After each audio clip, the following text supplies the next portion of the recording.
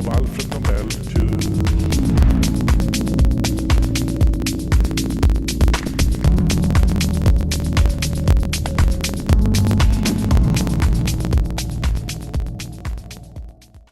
Welcome for the announcement of this year's Nobel Prize. Has today decided to award the Nobel Prize in Physiology or Medicine jointly has this morning decided to award the Nobel Prize in Physics has decided to award the Nobel Prize in Chemistry in equal shares to the Nobel Prize in Literature is awarded to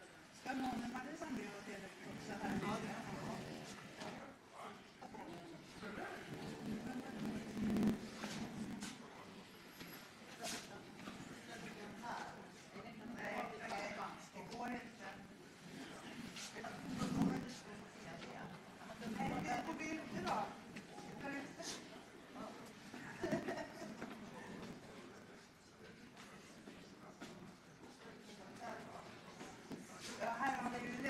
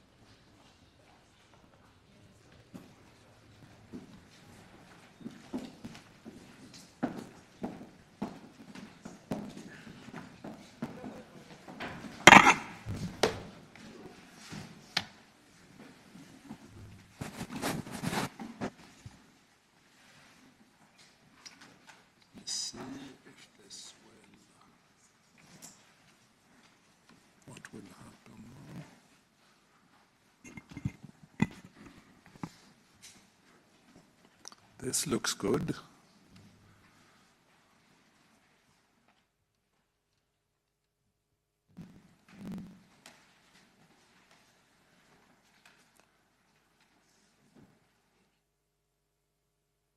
So, ladies and gentlemen, good morning, and very welcome to Nobel Forum for the announcement of this year's Nobel Prize in Physiology or Medicine. My name is Thomas Perlman, and I'm the Secretary General of the Nobel Assembly. I will first read the announcement in Swedish, followed by English. And then we will go on to present background to the prize and open up for questions. Så då kör jag igång. Nobelförsamlingen vid Karolinska institutet har idag beslutat att Nobelpriset i fysiologi eller medicin år 2024 ska delas lika mellan Victor Ambros och Gary Rauken för upptäckten av mikroRNA och dess roll i posttranskriptionell genreglering. Och på engelska. The Nobel Assembly at Karolinska Institutet has today decided to award the 2024 Nobel Prize in Physiology or Medicine jointly to Victor Ambros and Gary Rauken for the discovery of microRNA and its role in post-transcriptional gene regulation. Here are the two laureates a few years ago. Victor Ambros was born in Hanover, New Hampshire, in the US in 1953. The work leading to today's award was performed at Harvard University, and he's currently a Silverman Professor of Natural Science at the University of Massachusetts Medical School. Gary Rauken was born in Berkeley, California, in the US in 1952. The work leading to his Nobel Prize was performed at Massachusetts General Hospital and Harvard Medical School, where he is now a professor of genetics. I will now turn to the Nobel Committee Vice Chair, Olle Kempe, who will describe the discovery. So please, Olle.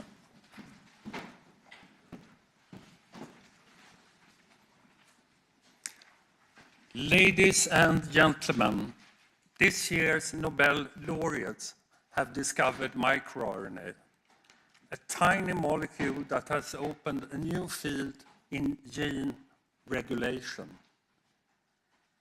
Genetic information is stored in DNA in the cell nucleus. This genetic information is copied into mRNA, and mRNA is then translated to protein. Proteins are the building blocks that are responsible for major functions in our body. For example, neural function, muscle contraction, absorption of nutrients in the gut, and defending us from invading pathogens by immune cells. Different tissues express different proteins with different functions. Since the DNA in our cell nuclei contains exactly the same coding information in all cells, the question is, what determines that only the right genes are transcribed into mRNA and then translated into the correct tissue-specific proteins at the right time? A first important step in gene regulation is governed by DNA-binding proteins, so-called transcription factors, ensuring that only the correct genes are transcribed into mRNA. As a result, the correct proteins are made in each specific cell type. In fact, for many years it was believed that the main principles of gene regulation had been elucidated. The mechanism would, however, turn out to be more complex. For this year's Nobel Prize, an elegant little organism was the key. The tiny C. elegans has been used as a model for more than half a century. The worm contains only 1,000 cells, but still forms many of the different tissues as humans do.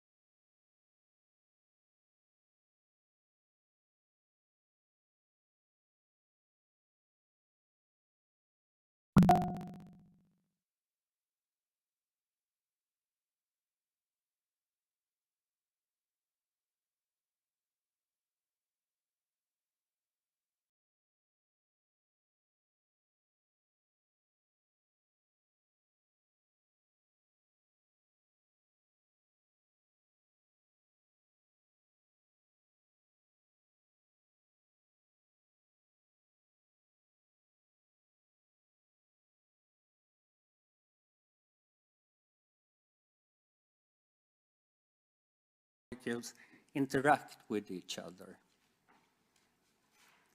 As Victor Ambrose and Gary Ruvkun knew each other from their days as postdoctoral fellows, they decided to exchange information about the Lin4 and Lin14 genes. On comparing their findings, it turned out that part of the sequence of the small Lin4 RNA matched complementary sequences of Lin14 mRNA in the terminal region that does not code for a protein.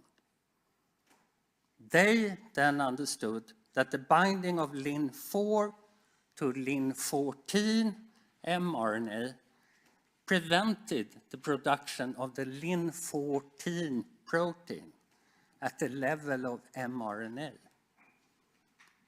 At this point, they had discovered a novel and unexpected mechanism of gene regulation, microRNA.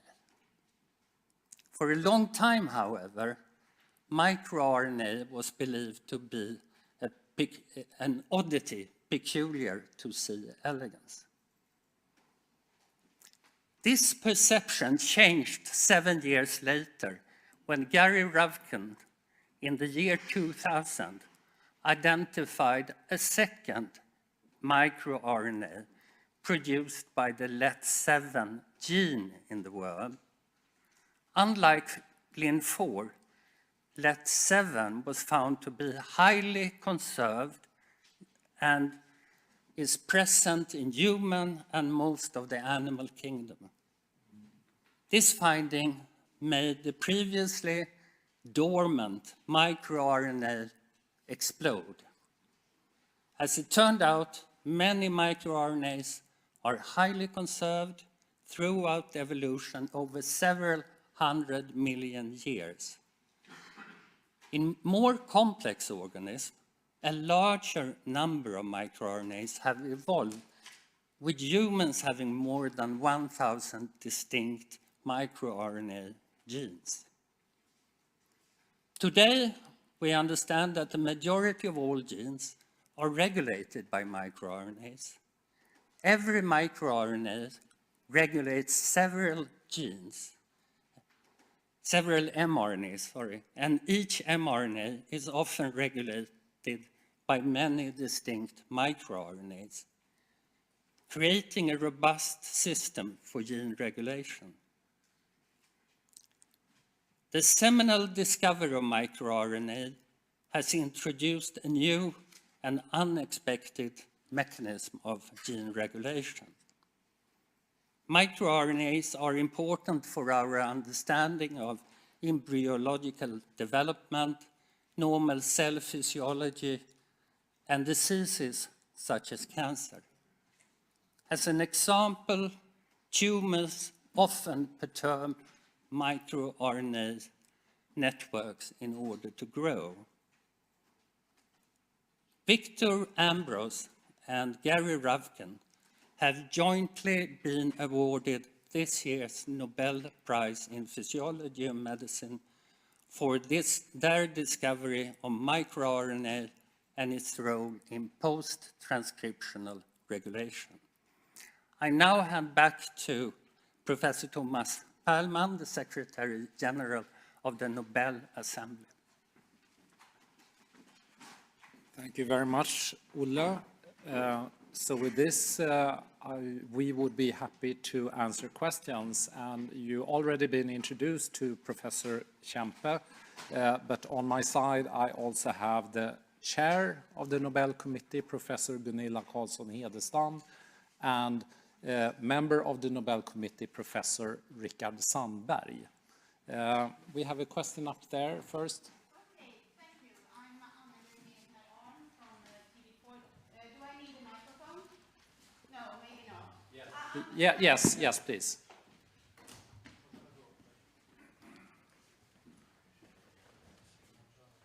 I have a question regarding your second last slide, if you could get back to that one.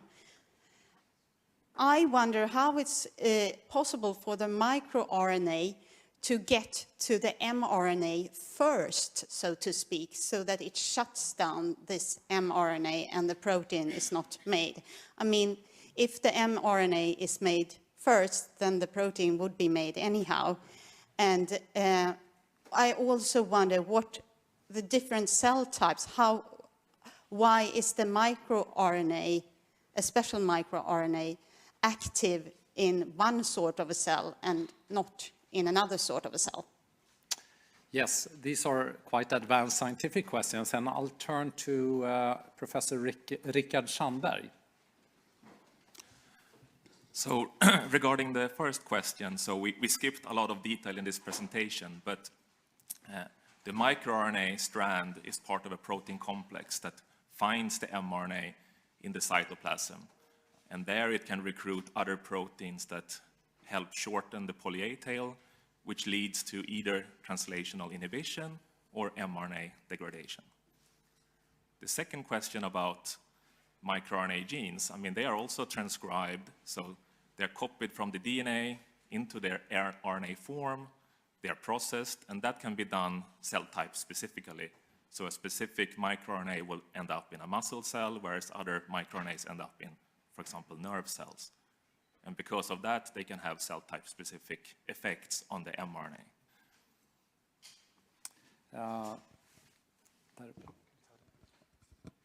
Hey, my name is Steffen Trump from the German news agency DPA. Thomas, it's early morning in the US, so my question would be, have you already reached one of the laureates? And yeah, what did they say for being awarded? Yeah, nowadays it tends to be a little more difficult. People have mobile phones on silent, but I was able to wake up Gary Ravkan. So I think he had a landline. I was able to reach him. His wife answered, and it took a long time before he came to the phone and sounded very tired. But he quite rapidly was quite excited and happy when he understood what it was all about. He was so enthusiastic, and his wife too, so he handed over the phone to his wife, who also wanted to talk to me for quite a while, and they were thrilled about the prize and coming to Stockholm in December.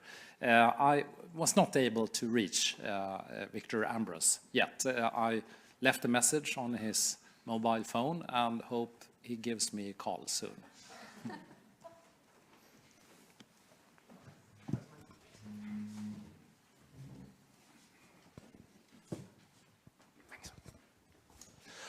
Hello, my name is Bogun Radomski. I'm from the Polish television. A question I have is a little bit of comparison to the last year's Nobel Prize, because last year with the Nobel Prize for the mRNA, the thing that we are most excited about, obviously, is what it can be used for, not only COVID vaccines, but also the prospect of cancer vaccines and solution to many diseases that we're facing today. So what about microRNA? How does it compare, and what could be the application of the discovery by this year's laureates? Thank you. I think this is a very good question for Professor Karlsson-Hedestam. Yes, thank you for that. So this year's prize is definitely a physiology prize. It helps us, our basic understanding of all of the things you heard about, how cells differentiate and become specialized. Last year, of course, much more applied discovery that was translated into vaccine development. So two quite different prizes. But that said, having a basic understanding is, of course, the first step towards developing applications. So although there are no very clear applications available yet using microRNAs, understanding them, knowing that they exist, understanding their kind of regulatory networks is always the first step. So this could still take a while. There are quite a lot of trials ongoing, and not only against cancer, but also in other diseases, the cardiovascular, kidney diseases. There are other trials ongoing, but nothing that is very sort of close to an actual sort of application. So, but we want to emphasize that the importance of understanding the basic functions, and that is always the first step towards using this knowledge.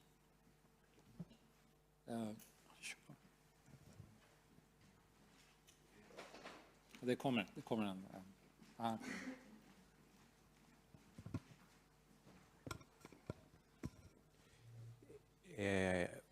I wonder if you are aware if the laureates have any patents on their discovery, and also if you could describe a little bit more about their collaboration. They were postdocs together, and how are their friends hanging out in the lab, or what's their collaboration like?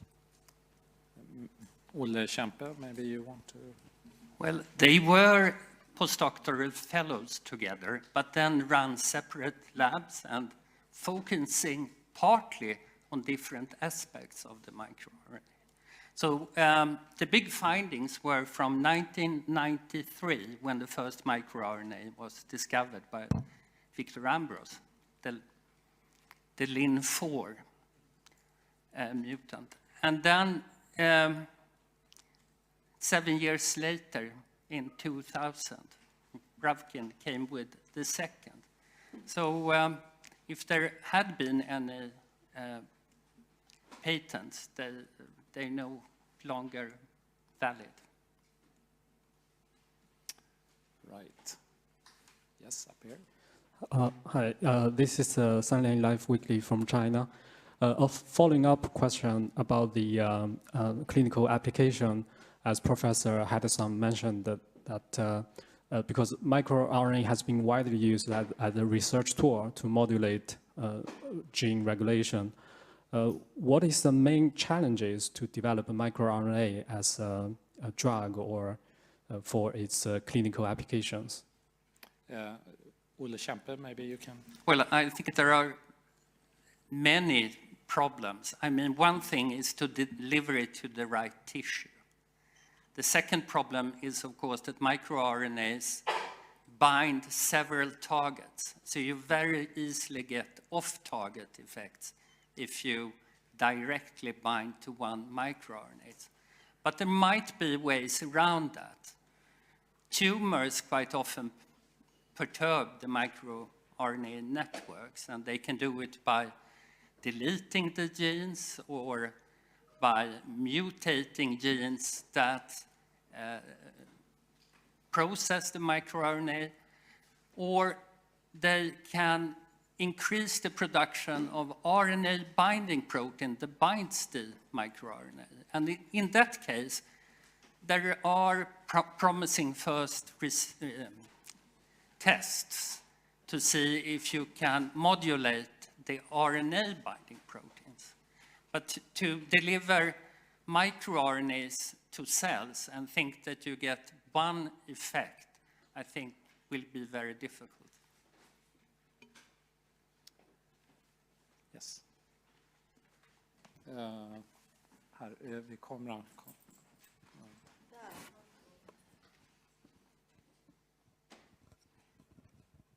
Thank you. Hello, Paul Rees, Al Jazeera English. If you had to explain in just a few words, as some of us may have to do later, what the difference is between mRNA and microRNA, so that perhaps people don't get confused between this and last year's. Yeah, I'll ask Rickard Sandberg to explain the difference. Yes, so I mean, mRNA is the very fundamental intermediate between our DNA and the proteins, and it's sort of the step that carries the information from the nucleus to the protein-producing machinery. MicroRNAs, on the other hand, you know, they are very short, and their primary role is to act as itself, as its RNA form, where it instead interacts with the mRNAs to tune or quite dramatically affect what amount of proteins can be made from it, or should we degrade the mRNA. So nothing to do with COVID vaccines this time? Sorry? So nothing to do with COVID vaccines this time? No, not really. Let's see, is there any other question? I know it's, as is usual, that many are eager for the interviews instead after the press conference, but still, if there is any pressing question, there's still time. If anyone would be interested in something. If not, then thank you so much for coming here today, and we'll see several of you at interviews. Thank you.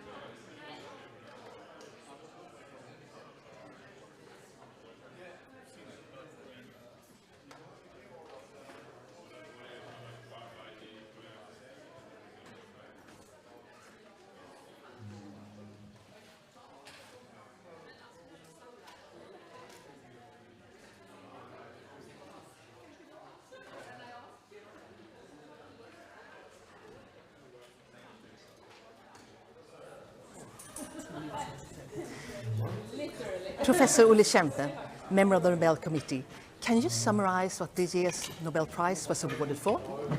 What it was awarded for?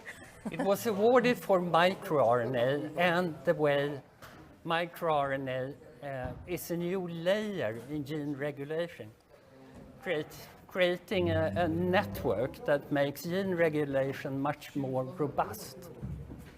MicroRNA is a kind of a complex concept for most of us. Could you please explain it a bit more in detail? So this was discovered, the first microRNA, by Victor Ambros in 1993, but it was thought to be an oddity peculiar to a small worm, the C. elegans, for more than 7 years, until Gary Ruvkun detected the second microRNA, LET7. And then it sort of, the field exploded. And now more than tens of thousands of microRNAs have been identified in different organisms. So it's been evolutionarily conserved over several 100 million years and present in almost all animals. So it must be important, right? And the importance is to create this very robust network. So each microRNA, which is a tiny molecule, binds to several mRNAs.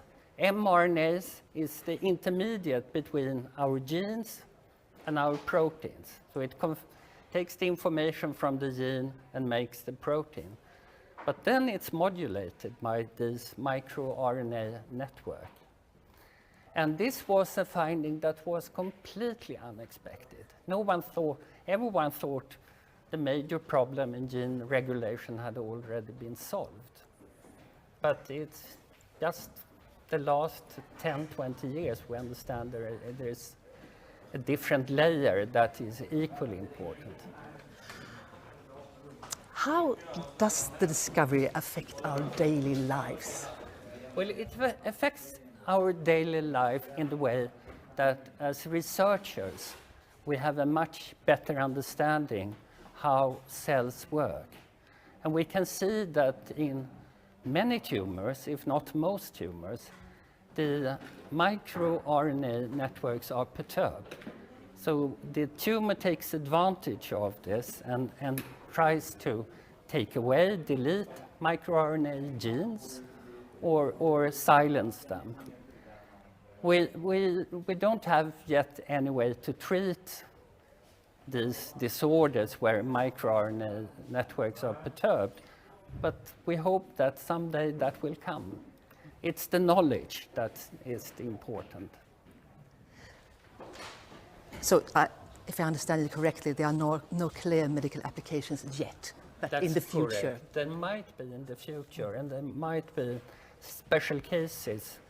So some tumors delete the microRNAs, others mutate them, but there are also other mechanisms that, like increasing a protein that is RNA binding, that binds up. And then you can have a specific mechanism to silence that RNA binding protein.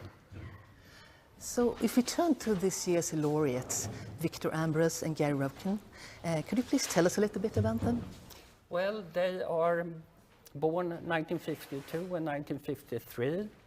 They did their postdoctoral experience in the same lab with a former Nobel Prize laureate, Robert Horwitz. But after that, they went to Harvard University and Harvard Medical School, respectively, and set up their own labs and worked on different aspects of microRNA regulation. So Victor Ambros was the first one to clone a microRNA, and Ruvkun, he cloned the second one, and he was the one to propose that the regulation was at the mRNA level. So they made different, but they haven't collaborated a lot after the postdoctoral work as much as I know. But they did actually share some data between them. Yes, they did. And that was the key to this Nobel Prize, that they met and shared information and could see that the Lin4 gene actually matched a complementary sequence of Lin14. And then this concept of a regulation at the mRNA level and not only at the gene level was born. And I understand that Thomas Perlman was able to get in touch with at least one of them. Yeah, Gary Rutkin, he answered very early in the morning, I think 4 o'clock their time. It was his wife, in fact, who, according to Thomas, who answered. And, well, I guess his wife became happier than he, but... Looking forward to coming to Stockholm. And finally, could you please tell me in 30 seconds, why are you excited by this year's prize? I think it's one of the big Nobel Prizes because it's a completely new physiological mechanism that no one expected, completely out of the blue. And it shows that curiosity research is very important. They were looking at 2 worms that looked a bit funny and decided to understand why. And then they discovered a entirely new mechanism for gene regulation. I think that's beautiful. Professor Olle Kempe, thank you very much for guiding us through this year's Medicine Prize. Thank you for having me. Thanks.